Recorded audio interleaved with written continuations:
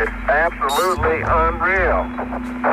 Although it appears that the astronauts are moving in the moon's gravity, which is 1/6 that of the Earth, Percy notes that when the speed of the film is doubled, the astronauts appear to be running as if in Earth's gravity.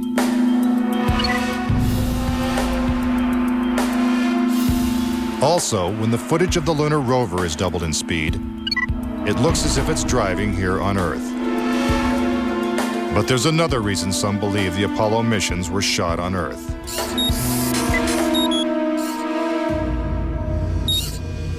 If there is no air or wind on the moon, why is this American flag waving?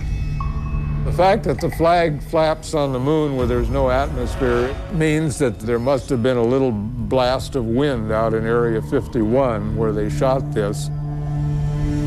Could these questionable images simply be the result of astronauts struggling to plant the flag into the lunar surface? Or is there more going on than meets the eye? What about the still photography? Some say the design of the bulky spacesuits would have made it extremely difficult for the astronauts to operate their chest-mounted cameras.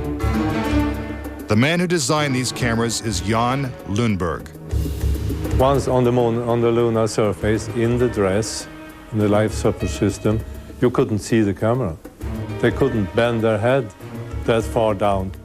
They had no viewfinder, they had to aim by moving their body.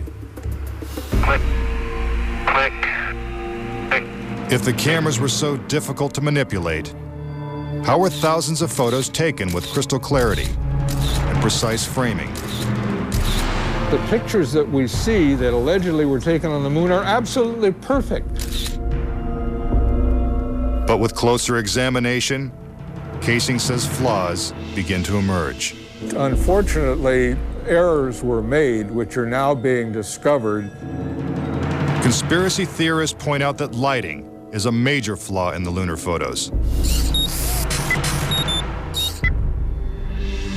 Case in point, on the moon, the astronauts' only source of light was the sun.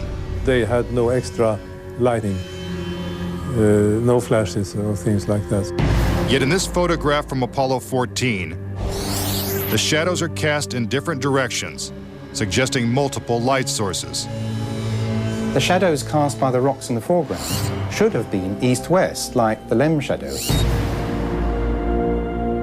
And in this photo from Apollo 17, again the shadows are pointing in different directions. Outside in sunlight, shadows always run parallel with one another, so the shadows will never intersect. Conspiracy theorists say it's not just the shadows that indicate the use of additional lights, but what has been photographed in the shadows. For example, here's an astronaut who descends into a huge shadow cast by the lunar module. Yet his entire body is still visible. How is it that he is not shrouded in darkness? Here's the same maneuver from another Apollo mission. Again, the astronaut is brightly lit in what is obviously dark shadow. And in this picture, the sun is directly behind the astronaut. His figure should be a silhouette. Yet even the smallest characteristics of his suit are recognizable. It seems like he's standing in the spotlight. And I can't explain that. That escapes me. Why? And finally, in this picture with the sun behind the lunar module, the front of the craft is clearly visible.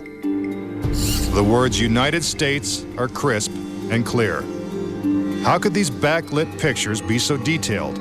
It's because there's more than one light source, which means they're not on the moon. But NASA simply dismisses these arguments. There are a number of claims that the pictures taken by Apollo astronauts were faked. And there are so many, it would be an exercise in futility to go off and try to answer all of those. But the questions continue. Why do some of these images shot at different times and different places appear to have identical backgrounds? These two photos seem to have the same mountain backdrop, yet the lunar module is only present in one of them. Seemingly impossible. since the LEM never moved and its base remained even after the mission. What a ride, what a ride. Some suggest the same artificial backdrop was used when shooting two entirely separate pictures. Background discrepancies are also apparent in the lunar video.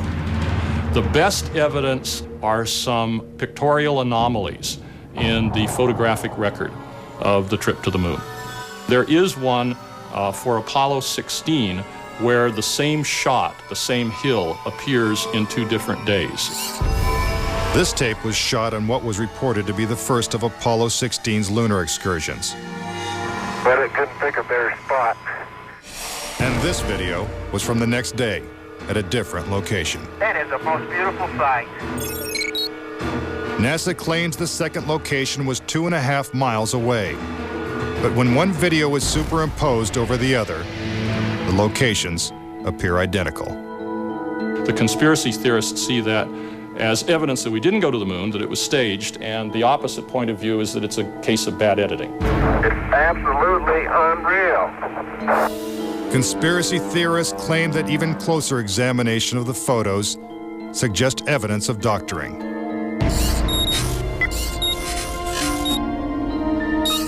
For reference, crosshairs were permanently etched into the lunar cameras, so they would have to appear on top of every image. But in this photo, a crosshair is behind a part of the lunar rover. This situation is impossible and has to be the result of technical manipulation and doctoring of the image. And in this photo from Apollo 11, the equipment in the foreground is covering the crosshair, not behind it. And in another from Apollo 12, the American flag is covering one crosshair and the astronaut is covering the other. When presented with these questionable photos and videos, NASA refutes the conspiracy theories. Some